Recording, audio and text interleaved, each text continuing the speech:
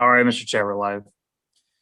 All right, ladies and gentlemen, welcome to our February 25th meeting of the Revenue Subcommittee. We have a hard stop at 12:40, although, we may be done before that, so the election law can come in and I'm sure pass some more bills that will result in extensive debate on the floor of the House.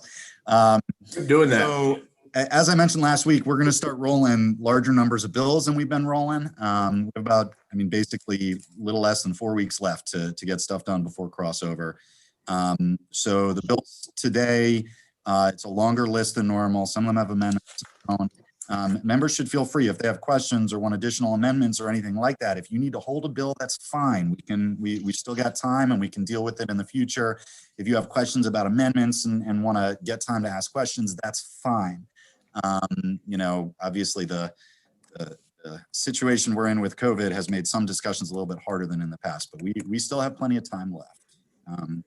So we will just go in numerical order, starting with HB 10, which is a bill from Delegate K. Young, and it affects an existing subtraction modification deduction for people who are living organ donors. In other words, people who give one of their kidneys or a portion of their liver to a recipient who's in need of an organ donation.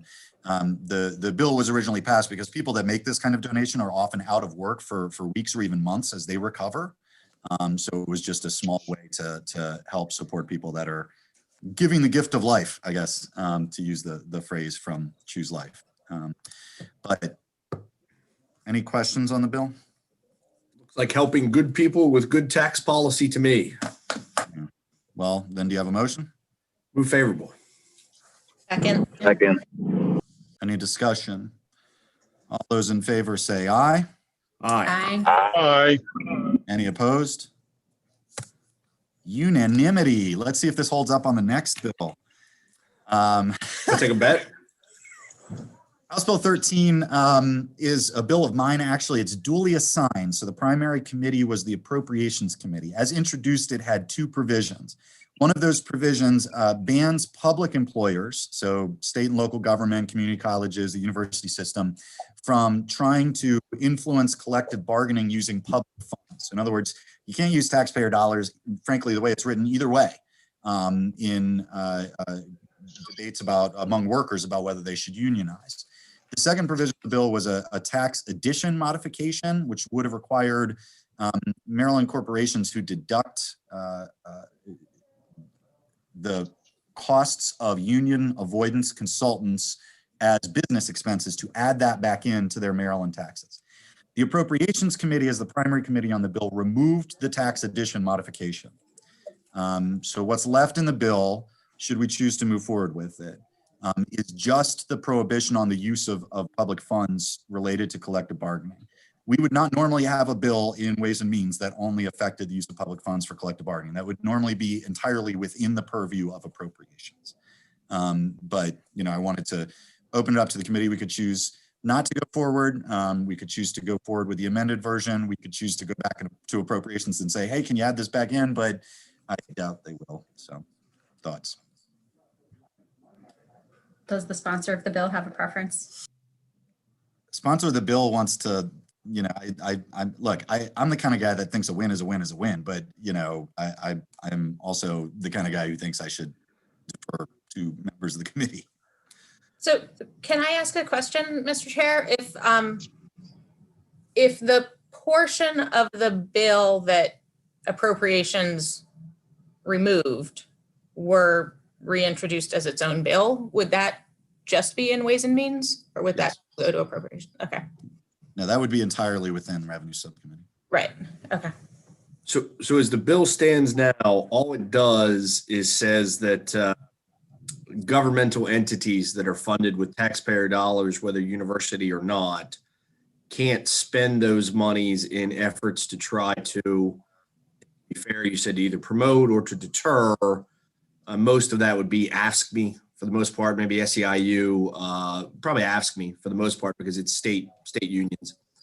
They can't spend the money to deter those collective bargaining campaigns or operations. That's all it does?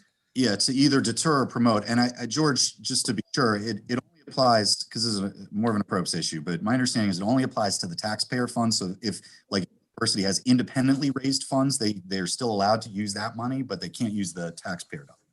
Correct. Right. It's limited to the public funds. So, It's the public funds only. okay, but once the funds are given to the university, they become public funds. They belong to a public institution. I mean, unless you're talking about the foundation, which is separate, right? The foundation is what I'm talking about. Okay, so what about tuition dollars? Like, could they argue that because those aren't tax dollars, they could use tuition? I believe tuition dollars would be, as you just said, considered public funds because there's essentially a fee. So, Right. Is there any evidence that you were aware of or that came up? I assume you did the bill here, that governmental entities actually fund anything that I at least would think of from a legal perspective as something that was an anti-unionization campaign. Certainly, yes. But Yeah, it's happened a couple times in the last decade or so in Maryland. Both times that I know of were at community colleges. okay. I'm looking through, because I didn't see any. I'm looking through almost all of the testimony that was submitted, and most of it all seems to talk about the second provision of the bill, which you say that appropriations is already stricken, the private application. Yeah.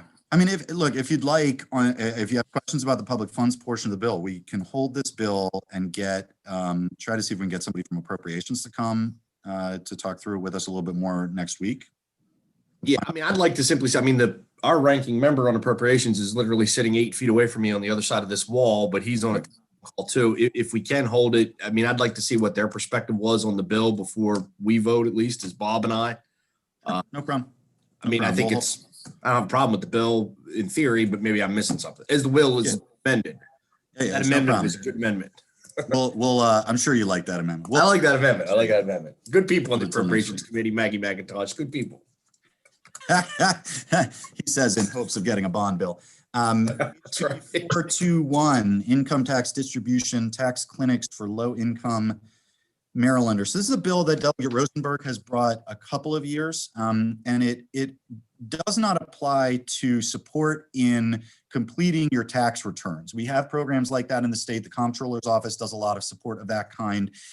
What this has to do with is people that end up in legal conflicts with the IRS or the state over their tax bills, and pro bono legal support that's done through at least 3 different entities that are named in the bill.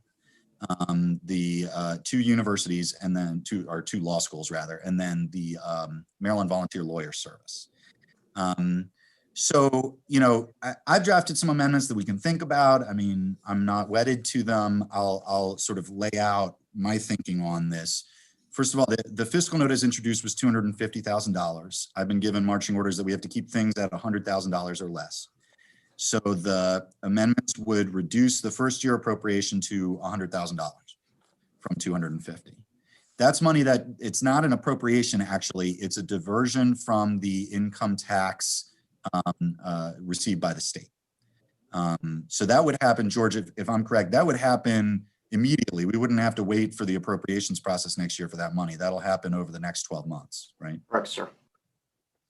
So then my second concern was that the agency that was authorized to run the grant program was MHEC, the Maryland Higher Education Commission, which, while 2 of the 3 programs are law schools, this is not really an MHEC program, it seems to me. So I had reached out to the Comptroller's Office, which seems like the more logical place to put it. The IRS has a similar funding program at the federal level, and said, hey, are you guys okay taking it? And they told me they're okay taking it. So, the amendment would switch it over to them. The third thing it does, because, I've long been arguing that we should be trying to do a lot of the things we do through the tax code through the appropriations process instead, is that after the first year, this would it wouldn't be mandated funding. It would be an appropriatable fund. So it would go through the normal budget process. So it'd be a grant program under these amendments. It would get $100,000 for sure over the next 12 months. But then after that, it would be subject to the normal appropriations process with the governor and the appropriations committee. So those are the amendments. I mean, I'm like I said, I'm not wedded to any of them, but that was my thinking behind them. So, I mean, if I can put, I'm a supporter of the bill. I think I would support it in its prior iterations. It makes some sense. When you say it's not mandated, the amendment that I'm seeing in 1206H says for each fiscal year, the governor shall include in the annual budget an appropriation to the fund. It doesn't bother me. Yeah, But George, that's just It may standard bother language, right? 'Cause Bob, but is that not a mandate? Need to include an appropriation, but the amount of the appropriation is not specified. And so the governor would have discretion in that manner. Okay. So I guess the So language he could says give he a could $1 appropriate and a dollar. satisfy Yeah. the, okay. Okay. Are there questions or thoughts on any of the? And so just to clarify, the amendment shifting it to an appropriation makes this, so the first year's funding would be set at 100,000 and future funding to the governor's discretion. Yeah, well, the governor and the legislature, right? Well, right, yeah, As soon as okay. that constitutional amendment goes into effect, there's more flexibility there on the legislative side, but yeah. This is, by the way, not their only source of funding. I mean, the IRS has programs that fund these things. I mean, they're underfunded, clearly, but it's not their only source of funding. You want to move the amendments? Second. Any discussion on the amendments? All those in favor say aye. Aye. Any opposed? On the bill as amended, is there a motion? Favorable. Second. Any discussion? All those in favor say aye. Aye. Aye. Any opposed? Opposed? You're opposed, Delegate Long? Hello? Yeah. Yes. Okay, cool. All right, so that goes forward with a favorable recommendation. HB 539, I won't make a sponsor problems joke because I think that's played out, that kind of joke. But HB 539 is a bill that has to do with the historic revitalization tax credit. And essentially all it does is make people so the state parks own some properties. There are people who live in them essentially rent free, but the rent they pay is the cost of renovating the properties, which can be extensive, the type of renovations they undertake under their own dime. This would just make those folks eligible for the historic revitalization tax credit. It's kind of like an oversight that they weren't eligible for in the first place, just because technically the state parks own the property. It passed the committee last year unanimously, I think. Yep. Mr. Perfect. Chair, this is a very limited That number should be of the bill. properties that qualify, correct? Yes. It's only a handful. I mean, I don't think it's any more than 100 properties statewide. I think they estimated it was probably 40. It fluctuates a little bit as they have some properties that come into the program, but it's not very many.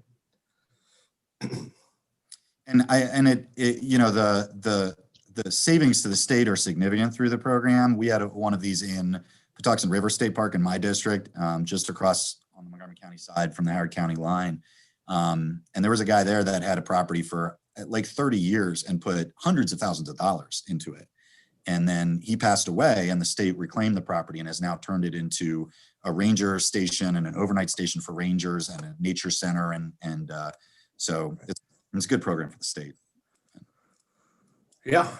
I'll move favorable. Second. Second. Any discussion? All those in favor say aye.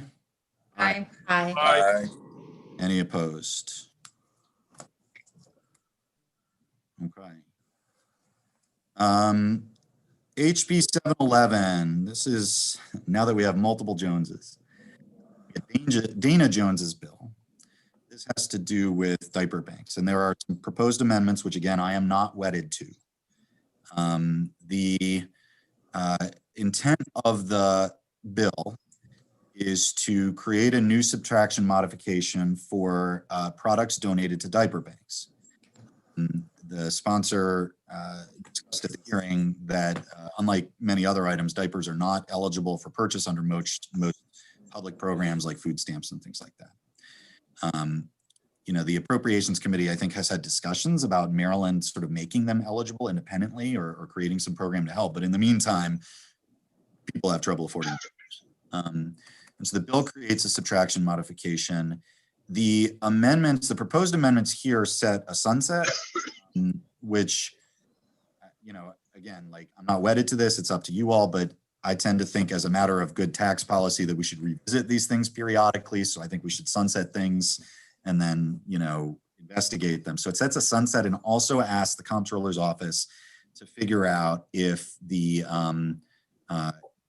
introduction of this subtraction modification is actually having the intended effect of increasing donations to diaper banks. I think we should do the data thing regardless, the sunset, what do y'all think? I generally agree with you on sunsets. I think given the number of tax credits that we have that don't have sunsets to revisit, to impose it on one for donating diapers to food banks seems like a little.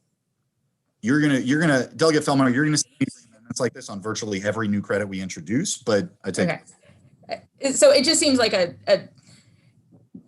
I'm not entirely comfortable with this being where we start to crack down on sunsets. That's fair. But yeah. Delegate I'll Blocker. actually give the opposite perspective. I appreciate that we're starting and that future bills are all going to have it as well. So I like the bill a lot. One question about the data piece, how will the comptroller's office be, what's the baseline they're comparing to? Because clearly once they've issued a report once, the subsequent year, they could say, has it increased or not, in terms of the amount of deductions that have been claimed, but they don't have a baseline number right now. So would they be like asking these nonprofits to provide that information? Maybe can. I think that they would need to solicit information from the nonprofits about prior donation activity and use that as the baseline. Okay. And then request information from those entities if they have observed an increase in donations, and then try and see whether or not that increase is potentially correlating to this subtraction. Okay, that sounds good. I'm good with the amendments. Let's split the amendments. Why don't we, let's first, good. If that's to address my point, I'm okay. I mean, if we're going to be consistent moving forward with the. Are you sure? I don't mind, we can take the vote, it doesn't matter.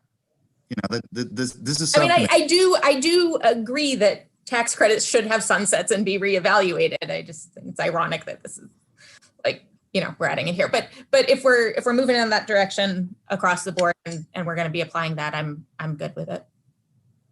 Delegate Ivey. Thank you, Mr. Chair. I also wanted to echo the comments from Delegate Feldmark. It's an odd time for us to start here with this specific bill, but if we're going to be consistent, it's something that I can support as well. I would just note that actually we aren't starting here because the last two tax credit bills that came through this committee had sunset dates on them. The Relief Act had sunset dates on the EITC provisions and SB 218 had sunset dates. So technically this isn't the start. Yeah, I mean, look, I think it's a valid point that this is a more sensitive one to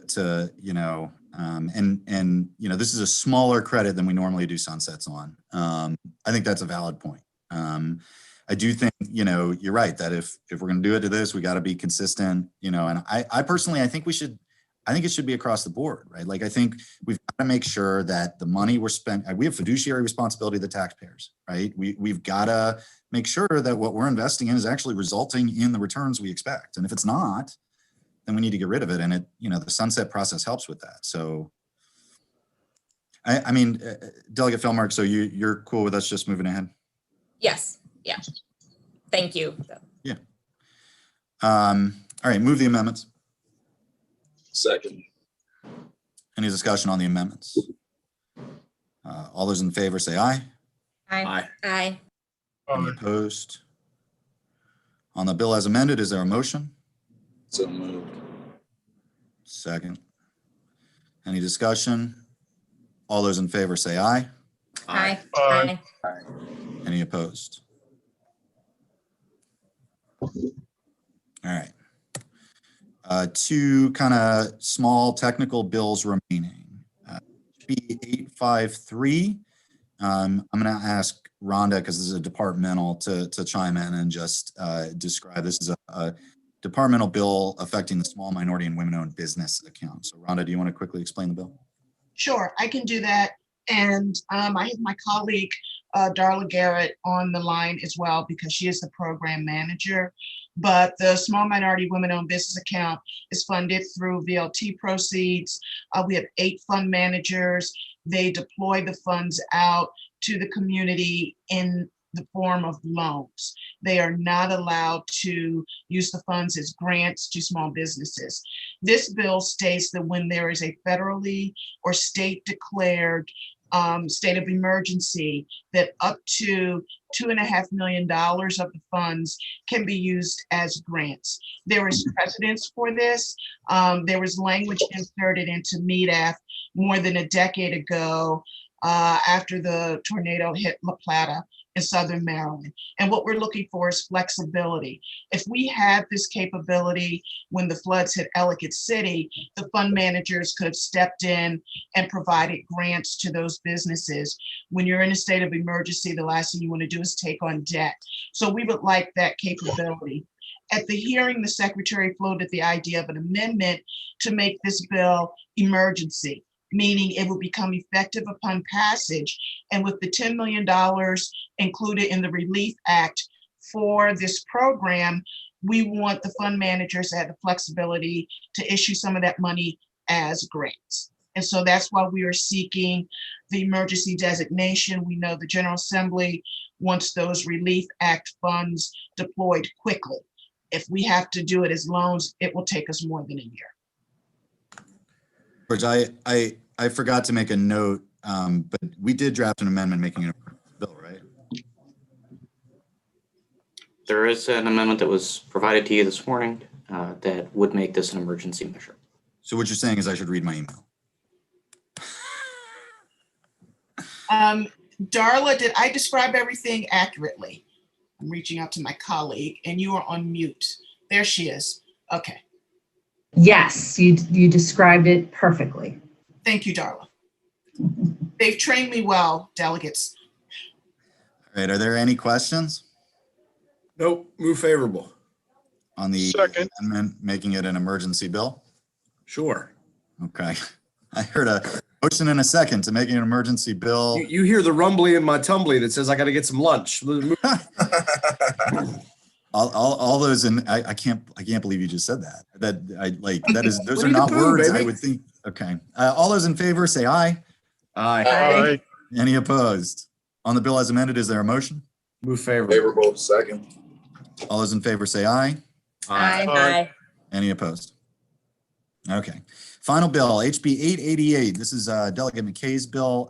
It has to do with the existing suppression modification for volunteer fire and EMS personnel. Because of COVID, there are all sorts of challenges in people meeting the requirements to get that subtraction modification, even though they're continuing to support their volunteer fire and EMS folks. You'll recall that Delegate McKay brought some amendments to the committee, the most significant of which would narrow the bill to the 3 Western Maryland counties. And I reached out to the organization that represents volunteer firefighters statewide and asked them about that. And they said essentially all the other counties that have volunteer firefighters have been able to make modifications to their programs so that folks qualify. It's really only a change that's necessary in these 3 Western Maryland counties. The volunteer firefighters elsewhere are essentially taken care of through county action. So we don't need to take any action. So that's the reason for the amendments. And what I would say, being from Allegheny and near Garrett and Washington, is what we have confirmed is that at least Allegheny County and perhaps the other 2 counties, their county commissioners may not have understood that they have the ability to fix this problem because of COVID on their own, and they may be choosing to do so. But I would ask at this time for my good friend and colleague, Delegate McKay, we go ahead and put the bill through as a local bill. And if it's something that can be resolved, it will be dealt with on the Senate side, that maybe they can change the bill or they don't need the bill. But for right now, we'd like to keep that going to make sure that our county commissioners have that incentive to fix the problem. So any questions on the amendments? Yeah, I have one question. Baltimore County, are they having any of these problems with our volunteer fire department? Now, the Baltimore County Administration, County Executive Olszewski, who I know you're a big fan of, Bob, he fixed it through administrative action. Okay, I'm good. Move the amendments. Favorable. Second. All those in favor of the amendments signify by saying aye. Aye. Aye. Any opposed? On the bill as amended, is there a motion? Move favorable. Favorable. Second. All those in favor say aye. Aye. Aye. Opposed? All right, that's it. Great job. Thank you, everyone. We'll see you in the bill hearing at 1:30. Enjoy your rumbly and tumbly there. I'm gonna go get some honey. Thank you. Sounds like a little child. It's not that surprising. Hey, listen, I watch a lot of Pooh Bear and I love Pooh Bear. All right. Have a Okay.